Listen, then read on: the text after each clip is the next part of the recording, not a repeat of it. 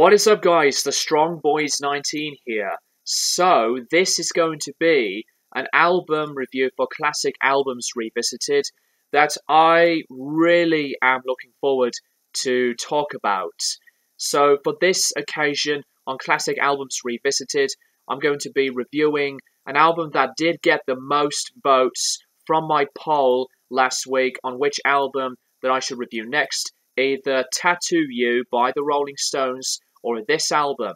And there's been more than 50% of the percentages that went into this album higher than Tattoo You. With that being said, I'm going to dive into Radiohead's Kid A. Kid A is the follow-up to OK Computer. This is the band's next album in their discography after OK Computer and the other previous albums that were in the alternative and the rock stages from Pablo Honey and the Bends, and of course with the unique and stylistic approached record of OK Computer. Here are some facts about this album. Kid A is the fourth studio album by Radiohead. It was released in 2000, October 2nd, to Parlophone Records in the UK and Capitol Records in the US. After the release of their critically acclaimed record OK Computer, the band went on tour extensively to promote the album. But during most of the tours, the band had experienced complete burnout, stress and exhaustion. The band's frontman, Tom York, had been suffering with a heavy amount of depression, and he was getting sick and tired of the melodies in the music and wanted more rhythm. As the band had expressed similar issues from their burnout, they all agreed to work with York to change everything for the first time. This is the album that the experimentalism became really high in their discography, and the recording process was from January 1999 to April 2000. This album's instrumentation is very different and changed to what Radiohead had done before, with music on electronic music, ambient, jazz, krautrock, and 20th century classical music. This album had been inspired by artists Radiohead had loved: Aphex Twin, Miles Davis, Charles Mingus, and Alice Coltrane, to records like Björk's Homogenic and Talking Heads' Remain in Light.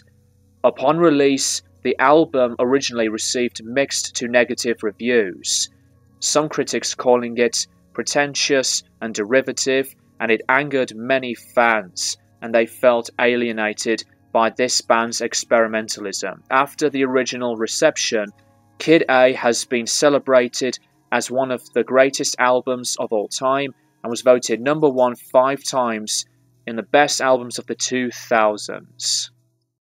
I really feel that Kid A was a record that was so divided that it was pretty much a big shame that there was not a thing at the time in people's heads about being open-minded, and obviously nobody would have known why a band like these guys made a record like this. But now the more we thought about the approaches and the direction the band wanted to take into this album's early beginnings, we understand why Kid A was such a completely different and highly original album by itself.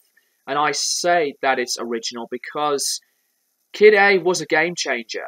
From the time that it came out, besides the negative feedback from the fans and the critics, but Kid A's reputation was still going strong, and it is so relevant into, the whole experience of, in an experimental mindset, to make a record that is nothing like this album or that album previously.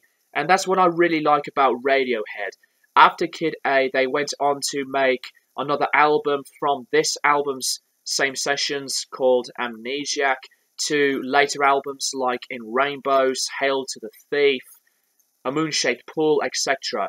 But Kid A still remains for me as the best effort that Radiohead had put out. The cover art I really do love, and it presents the tone from what anybody would want to hear on this album's experience from the start to the finish, from the tracks of Everything in Its Right Place to the motion picture soundtrack.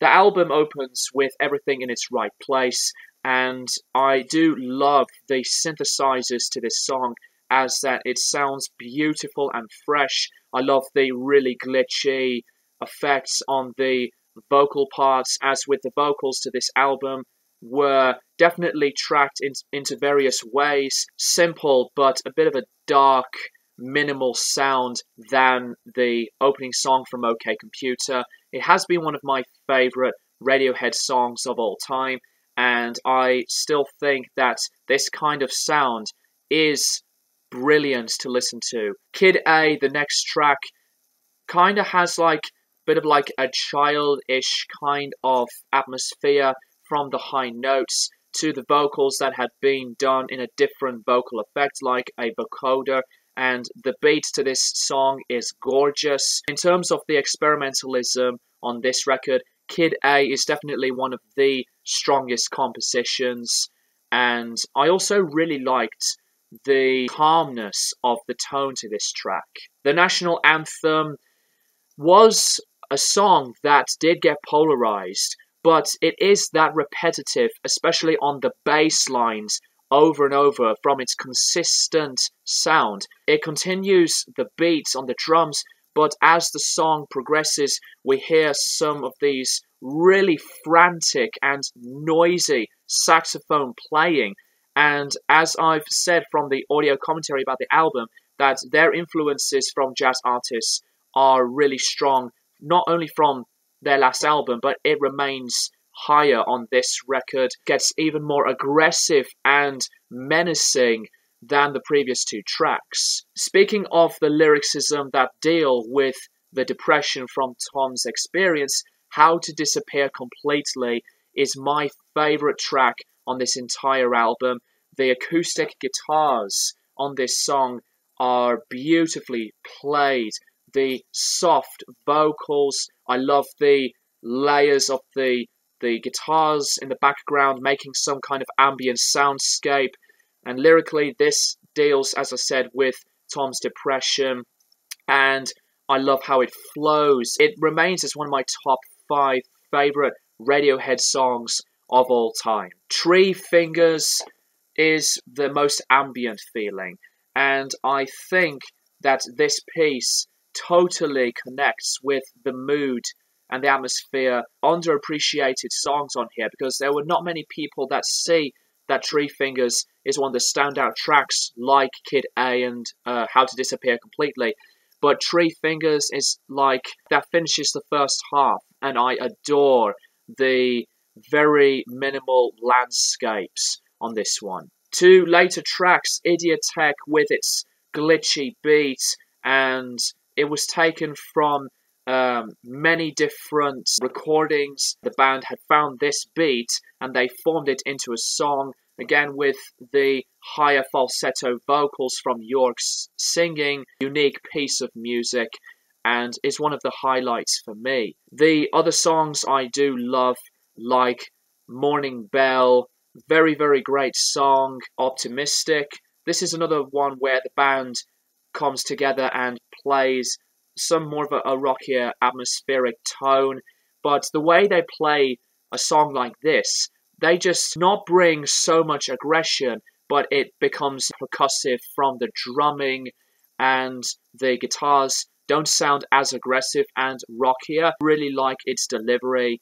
and I think it's another excellent song. Motion Picture Soundtrack, this is the song where it gets driven from its keyboard organ sound, and this is the song that gets the inspiration from the 20th century classical style music. I love how it just blends with the classical tone to this song.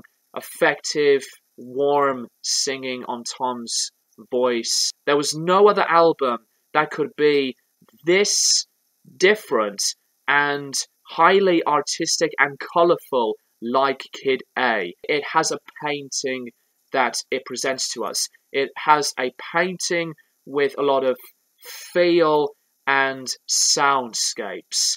And it's one of the things that I do love about Kid A. It has an imagination on its own.